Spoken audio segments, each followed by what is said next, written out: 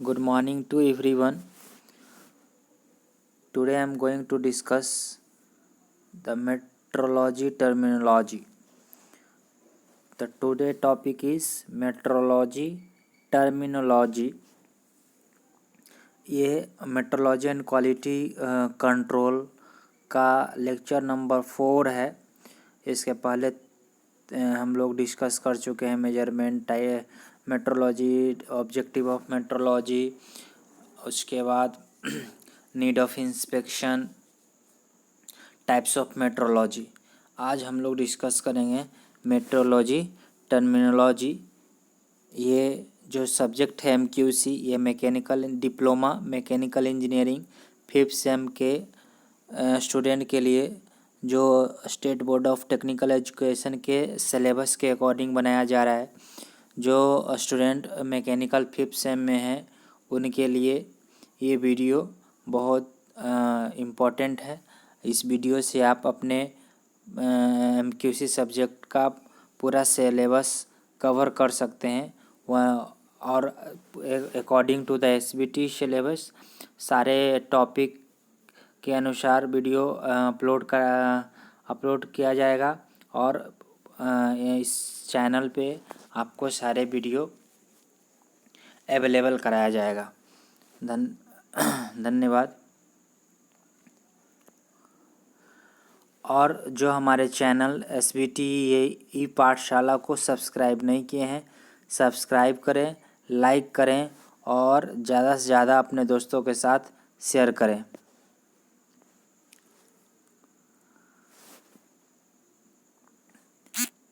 Student, आज हम लोग पहला जो टर्मिनोलॉजी है मेट्रोलॉजी पहला जो है उसकी बात करते हैं हम लोग accuracy of measurement system. Accuracy of measurement system is the degree of closeness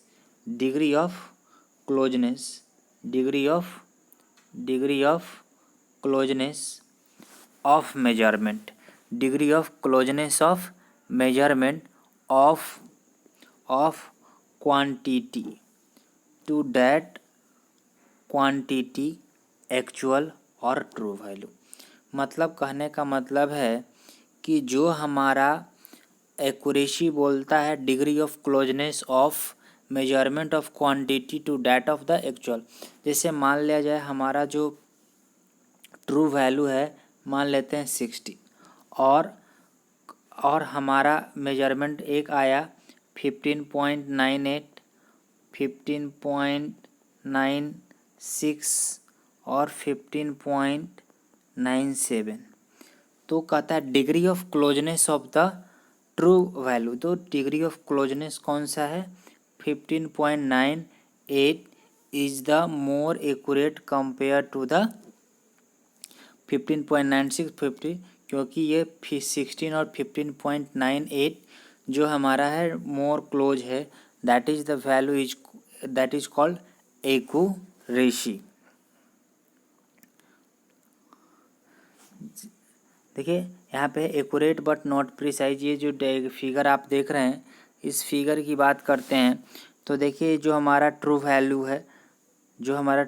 है उसके पास जो है हमारा जो ब्लैक डॉट जो आपको दिख रहा है वो सारा हमारा एक्यूरेट, यहाँ पे दिया accurate but not precise value. उसके बाद प्रिसीजन क्या है? Precision of measurement system related to reproducibility and repeatability.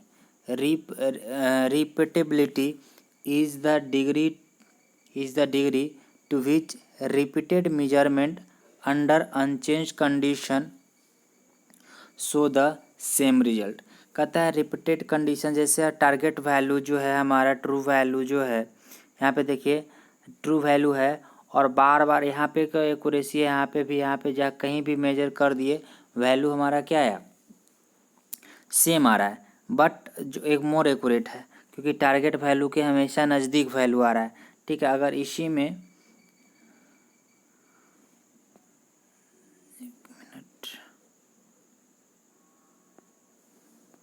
जैसे एक वैल्यू यहाँ आता, एक वैल्यू यहाँ, एक वैल्यू यहाँ आता, एक वैल्यू यहाँ आता, एक वैल्यू यहाँ आता, एक वैल्यू यहाँ आता, तो वो एक्यूरेट नहीं है। बट एक्यूरेट इसलिए है कि जो भी है वो टारगेट वैल्यू से सब के सब क्या है, नज़दीक है, इसीलिए वो मोर एक्यूरेट है। और प्रिसीजन में करा तो डिग्री ऑफ क्लोजनेस है। जब प्रिसीजन की बात करते हैं तो कहता है कि रिपीटेबिलिटी, रिपीटेबिलिटी है, बार बार रिपीट हो रहा है और यहीं पे वैल्यू दे रहा है, तो वो क्या है, प्रिसाइज वैल्यू। ये नहीं कि एक यहाँ दे रहा है, एक यहाँ दे रहा है, एक यहाँ दे रहा है, नहीं, तो यहाँ पे करा है ये जो हमारा है प्रिसीजन ऑफ, तो precision of measurement system related to reproducibility and repeatability is the degree to which repeated measurement under unchanged condition show the same result. मतलब है कि बिना कंडीशन को चेंज किए बार बार अगर हम मेजरमेंट कर रहे हैं, रिपीट मेजरमेंट कर रहे हैं, तो वैल्यू सेम आना चाहिए। मतलब अगर है कि अगर 5.9, अगर हमारा टारगेट वैल्यू 6 है और हम बार बार वैल्यू आ रहा है 5.98, 5.98, तो वो हमारा जो आएगा वो प्रिसाइज वैल्यू आएगा। बार बार सेम कंडीशन पे क्या है, बार बार वैल्यू सेम आ रहा है, तो इसको हम लोग प्रिसाइज वैल्यू बोलेंगे, प्रिसाइज वैल्यू बोलेंगे।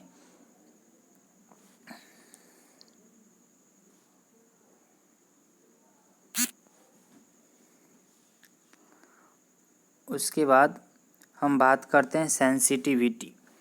Sensitivity refers to minimum change in value of quantity being measured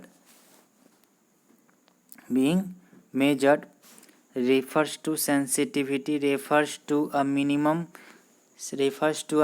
change in value of quantity being measured that is instrument can reliably respond। मतलब क्या है, sensitivity refers to minimum change in value of quantity being measured. जैसे हमारा sensitivity है कि अगर मान minimum change होना चाहिए, अगर 2 मेजरमेंट कर रहे हैं इंस्ट्रूमेंट रिस्पॉन्ड कर, अगर 2 मेजरमेंट कर रहे हैं, 3 मेजरमेंट कर रहे हैं, 4 मेजरमेंट कर रहे हैं, 5 मेजरमेंट कर रहे हैं, तो जो मिनिमम जो चेंज जो वैल्यू में चेंज हो रहा है, ये नहीं कि 5.9 आया, एक 5.5 आया, तो चेंज क्या है, ज़्यादा है, तो सेंसिटिविटी क्या होगा, ज़्यादा होगा। इसीलिए 5.9 है और एक 5.7 है, तो मिनिमम, तो ये सेंसिबल वैल्यू आया, सेंसिटिविटी है, सेंसिबल वैल्यू है, कम जो हमारा जो इंस्ट्रूमेंट होगा वो जल्दी रिस्पॉन्ड करेगा। ठीक है, तो सेंसिटिविटी इसको बोलते हैं, मतलब minimum change in the value of quantity being measured. कोई भी अगर मेजरमेंट कर रहे हैं तो मिनिमम चेंज होगा तो वो सेंसिबल वैल्यू बोलेंगे और उसके अकॉर्डिंग हम काम करेंगे। रिजोल्यूशन इसको बोलते हैं, डिस्क्रिमिनेशन भी बोलते हैं रिजोल्यूशन को। उसके बाद इसमें कहता है it is the fineness to which an instrument can read. कहता है फाइनेनेस है कि हम लोग कितना डिग्री तक उसको हम लोग रीड कर सकते हैं इसको। जैसे मान लिया यहाँ पे देखिए इस फिगर में हमको स्टॉप वॉच दिया हुआ है, तो स्टॉप वॉच दिया हुआ है, तो कहता है द डिजिटल स्टॉप वॉच, यहाँ पे देखिए the digital stop watch has 2 digit beyond the second के बाद 2 डिजिट होता है, ठीक है, बहुत फास्ट होता है। सो इट इज़ सब divide time in 100th of the second, hence 1/100 of the second is it's resolution. क्योंकि सेकेंड के बाद 2 जो डिजिट होता है, बियॉन्ड द सेकेंड 2 डिजिट होता है स्टॉप वॉच में, तो वो 100 सब डिवीज़न हुआ, तो इसीलिए उसका जो रेजोल्यूशन है 1/100 हो सकता है, किसी का 1/10 भी हो सकता है, किसी का रेजोल्यूशन 1/1000 भी हो सकता है। Totally depends on the instrument. मगर स्टॉप वॉच के कितना होगा 1/100 सेकेंड ऑफ इट्स रिजोल्यूशन, क्योंकि सेकेंड जो है हम लोग स्टॉप वॉच यूज करते हैं, अगर रनिंग में यूज करते हैं तो देखते हैं फास्ट फास्ट 2 डिजिट हमेशा बहुत फास्ट बढ़ता है और सेकेंड फिर बढ़ता है। ठीक है,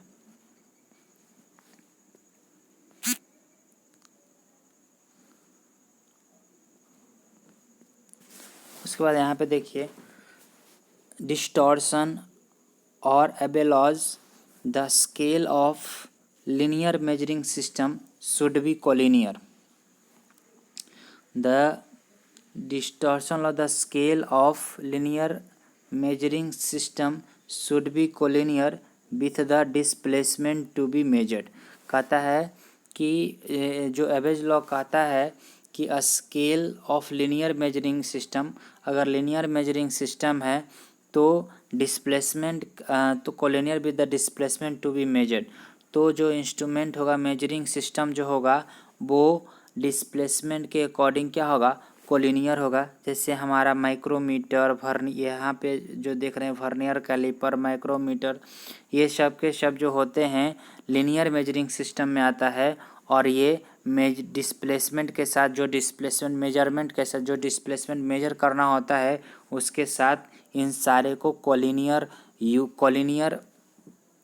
रख के मेजरमेंट करते हैं, इसलिए इसको डिस्टॉर्शन या एवरेज लॉ कहता है कि the scale of linear measuring system should be colinear with the displacement to be measured. उसके बाद कहता है zero error, the instrument does not read zero when the input is zero. कहता है अगर हमारा कोई भी इंस्ट्रूमेंट होगा तो अगर कोई इनपुट अगर जीरो होगा और स्केल जीरो पे है तो वो जीरो एरर नहीं, मतलब सही है। जीरो एरर तभी होगा जैसे मान लेते हैं ये डायग्राम, जैसे ये हमारा जीरो है, ये हमारा यहाँ पे है, ये जीरो है और ये जीरो पे है, तो ये जीरो एरर नहीं होगा।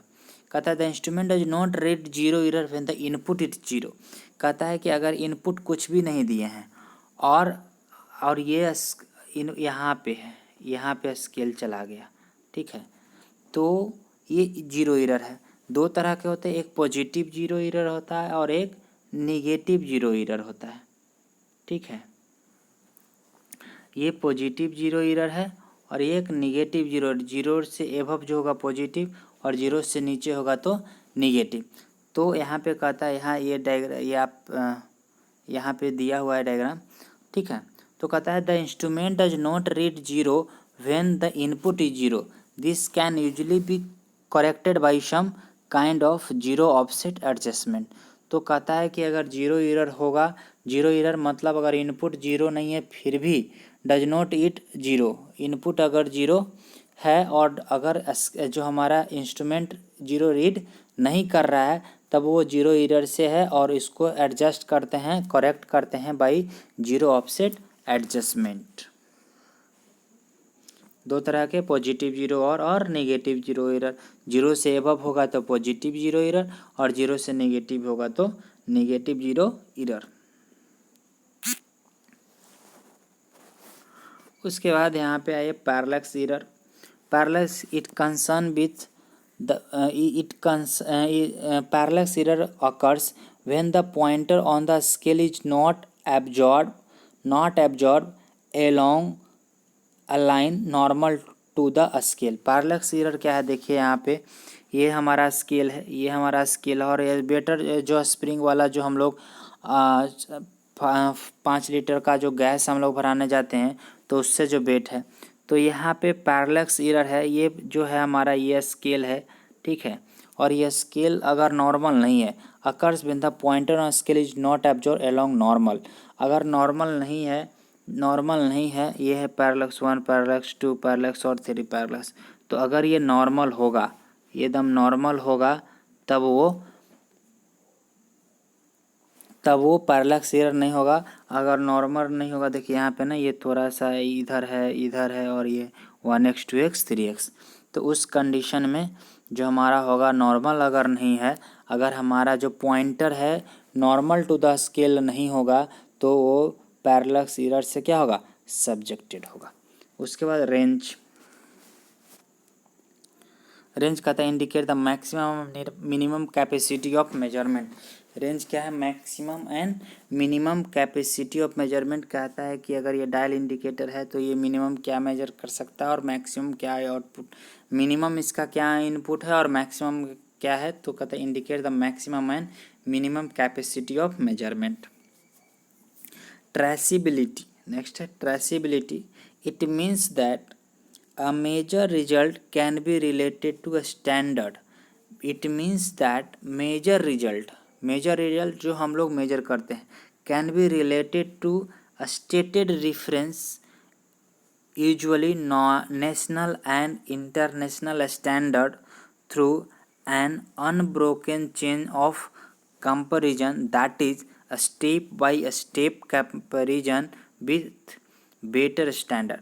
ट्रेसिबिलिटी कहने का मतलब है कि जो हम लोग मेजर करते हैं, जो भी रिजल्ट हम लोग मेजर करके फाइंड आउट करते हैं, उस रिजल्ट को हम लोग इंटरनेशनल और नेशनल स्टैंडर्ड से उसको क्या करते हैं, रिलेट करते हैं स्टेटेड रेफरेंस के अकॉर्डिंग, और उसको हम लोग स्टेटेड रेफरेंस और मेजर्ड वैल्यू को हम लोग रिलेट करते हैं, कंपैरिजन करते हैं और हम अपने मेजरमेंट को for better standard step by step comparison करते हैं विथ बेटर स्टैंडर्ड, और उसको बोलते हैं traceability. Traceability in the sense जो हमारा मेजर रिजल्ट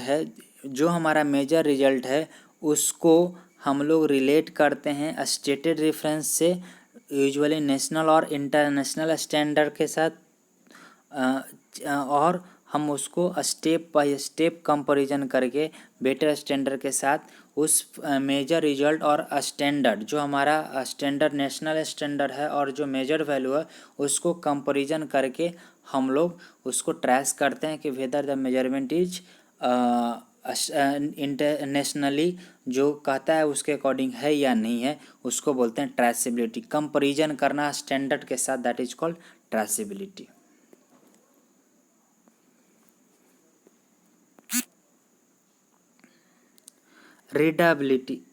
रीडबिलिटी कहता है कि it refers to the ease with which a reading of measuring instrument can be read.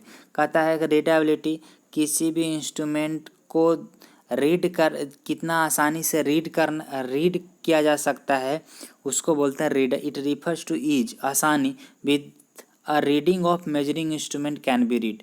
तो कहता है कि कितना आसानी से मेजरिंग इंस्ट्रूमेंट को रीड कर सकते हैं, दैट इज कॉल्ड, कितना आसानी से हम लोग मेजरिंग इंस्ट्रूमेंट को रीड कर सकते हैं, दैट इज कॉल्ड रीडबिलिटी। कितना उसका रिजोल्यूशन अच्छा है, रिजोल्यूशन अच्छा होगा तो रीडेबिलिटी अच्छा होगा, रीडेबिलिटी अच्छा होगा तो मेजरमेंट अच्छा होगा, और मेजरमेंट अच्छा होगा तो क्वालिटी अच्छा होगा। नॉमिनल साइज या true value is required value of quantity. Nominal size क्या होता है, नॉमिनल साइज को ही ट्रू वैल्यू बोलते हैं, जो रिक्वायर्ड वैल्यू होता है किसी भी क्वांटिटी को रिक्वायर्ड चाहिए वो, that is called true value. error in the measurement of a physical quantity is its deviation from actual nominal size. मतलब इरर क्या होगा, indicated value minus true value, तो इरर निकल जाएगा। अगर इंडिकेटेड वैल्यू हमारा अगर 60 आया,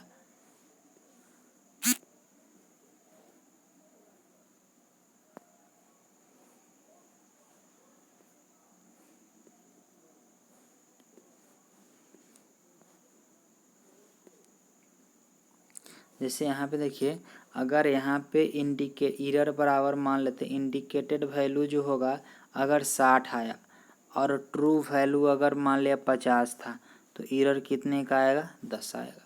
ठीक है, तो इस तरह से error find out. Correction is the value added algebraically to the uncorrected result of measurement to get the true value.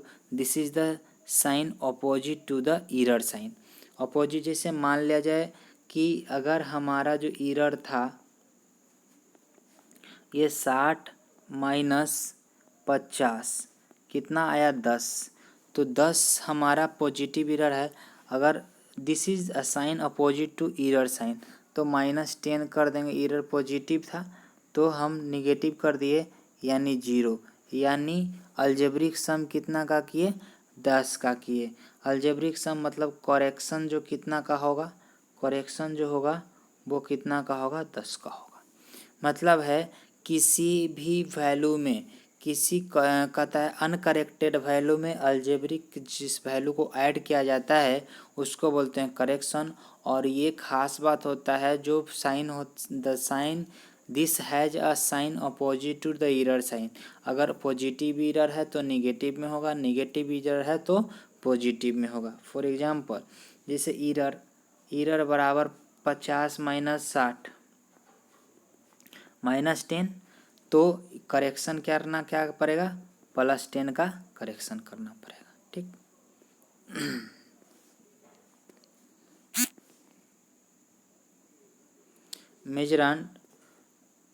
मेजरांड कहता है कि measurand is the particular quantity subjected to measurement.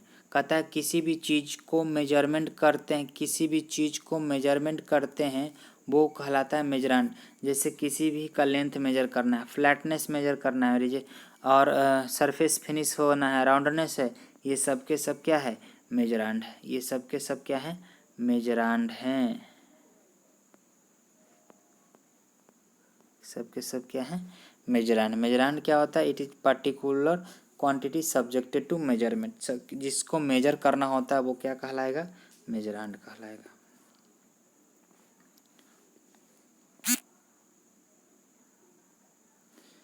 उसके बाद calibration.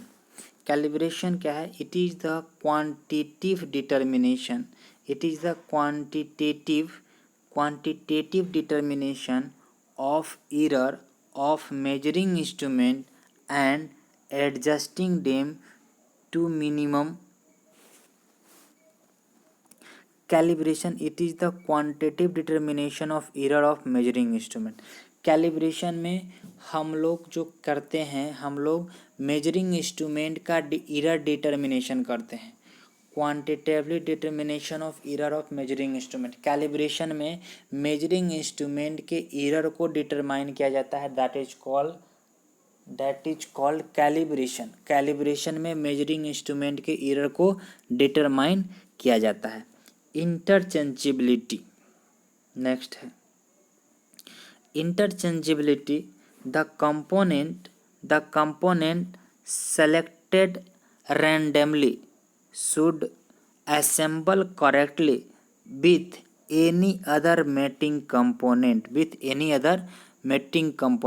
this is possible when certain standards are strictly followed. Interchangeability का simple way में कहें तो कहता है कि कोई भी कंपोनेंट मार्केट से रैंडमली सेलेक्ट किए और वो शुड बी असेंबल, और वो असेंबल हो जाता है correctly with any mating part. कहीं भी उसको एडजस्ट किया जा सकता है रिस्पेक्टिव पार्ट्स में, रिस्पेक्टिव मशीन में, दैट इज कॉल्ड इंटरचेंजेबिलिटी। और ये तभी पॉसिबल है जब उस चीज़ को बनाने में एक सर्टेन स्टैंडर्ड को फॉलो किया जा सकता है। जैसे फॉर एग्जांपल हम बात करते हैं फ़ैन, ठीक है, फ़ैन है, फ़ैन हमें अगर मान लो कुछ ख़राब हुआ तो ओपन करना है, फैन का ब्लेड खोलना है। ब्लेड खोलते समय उसमें जो स्क्रू है या जो स्क्रू लगा हुआ है, नट लगा हुआ है, सपोज उसमें से 2-3 भुला गया, ठीक है, 2-3 गुम हो गया, तो क्या करते हैं हम लोग, अचानक मार्केट में जाते हैं और सर रैंडमली बोलते हैं स्क्रू दे दीजिए, और उसमें हम लोग, या फिर जो हमारा ब्लेड है तो ऐसा नहीं है जो जैसे हमारा 1 मिनट, ये मान लो फ़ैन है, ठीक है, तो यहाँ पे ब्लेड लगा हुआ है, यहाँ पे ब्लेड लगा हुआ है, और यहाँ पे ब्लेड लगा हुआ है, यहाँ पे भी स्क्रू होता है, यहाँ पे भी स्क्रू होता है, यहाँ पे भी स्क्रू होता है, ठीक है। अब देखो इसको जब ओपन करते हैं तो 3 स्क्रू यहाँ पे रख दिए, ठीक, और फिर इसको जब हमको लगाना होता है तो फिर एट रैंडम यहाँ से सेलेक्ट किया, यहाँ से सेलेक्ट कोई भी स्क्रू या कोई भी नट यहाँ से हम लोग सेलेक्ट किए और किसी भी ब्लेड को कसने में काम आते हैं। इसी को होता है इंटरचेंज, यानी इसका इंटरचेंज एक सर्टेन स्टैंडर्ड से बनाया गया ताकि कोई भी जो नट हो कहीं भी सेट हो सकता है। That is called interchangeability. Advantage of interchangeability, reduce the assembly cost. कहता है quick permit quick cheap and satisfactory repair. कहता है कि अगर इंटरचेंजेबिलिटी के अकॉर्डिंग कोई भी प्रोडक्ट को बनाया जाएगा तो वो इजीली मार्केट में अवेलेबल होगा, इजीली और कॉस्ट, और जब इजीली और इंटरचेंजेबिलिटी के कॉन्सेप्ट पे बनाया जाएगा तो मास प्रोडक्शन में होगा। जब मास प्रोडक्शन में होगा तो कॉस्ट कमेगा, रिड्यूस असेंबली कॉस्ट हमारा बचेगा, क्योंकि पार्टिकुलर उसके बाद हमको रिपेयर आसानी से हो जाएगा, कम खर्च में हो जाएगा, कॉस्ट भी जो प्रोडक्ट का होगा वो कम होगा। ये सारे चीज़ हमको इंटरचेंजेबिलिटी से फ़ायदा होगा।